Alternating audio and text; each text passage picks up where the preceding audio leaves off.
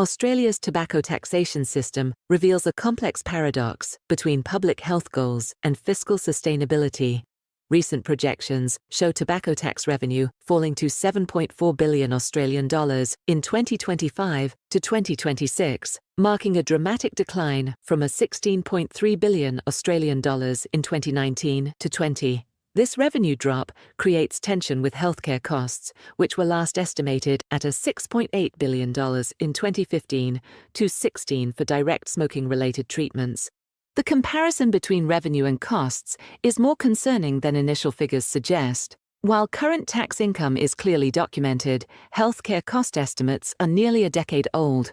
When adjusted for medical inflation, increased hospital utilization, and advancing treatment options, today's healthcare burden likely exceeds 9 to 10 billion Australian dollars annually. This suggests the fiscal equation may already be underwater, even before considering broader societal impacts. The total economic burden of smoking extends far beyond direct healthcare costs. When accounting for productivity losses, premature deaths, and informal care requirements, smoking's social cost reached an estimated 136.9 billion Australian dollars in 2015 to 16. Only a small portion of these expenses appears in federal budgets, masking the true economic impact of tobacco use. The rise of illicit tobacco markets further complicates the situation. With legal cigarette packs exceeding $40 Australian dollars in some cities, approximately 1/5 of cigarettes consumed may now be illegal, according to KPMG analysis. This black market activity results in billions in lost tax revenue while maintaining health costs, as smokers continue their habit through unregulated products. The policy tension becomes particularly evident in the timeline mismatch between revenue changes and health outcomes. When tobacco sales decline, tax revenue drops immediately. However, the corresponding health cost savings only materialize gradually, often taking a decade or more as chronic conditions slowly improve. This creates a challenging budget gap where income falls while expenses remain high. Border Force data highlights the growing enforcement challenge, with illicit tobacco seizures tripling over the past 5 years. Organized crime networks have increasingly entered the tobacco trade, attracted by high profit margins.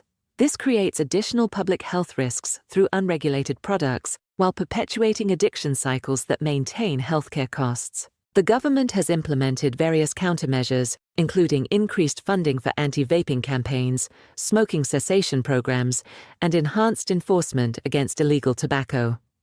The 2023-30 National Tobacco Strategy aims to reduce daily smoking rates below 5% by 2030. However, these initiatives require consistent funding, just as their traditional revenue source diminishes.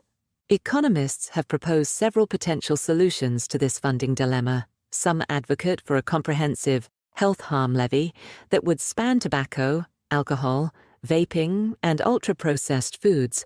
Others suggest creating a sovereign public health fund using existing excise revenue, specifically earmarked for prevention programs.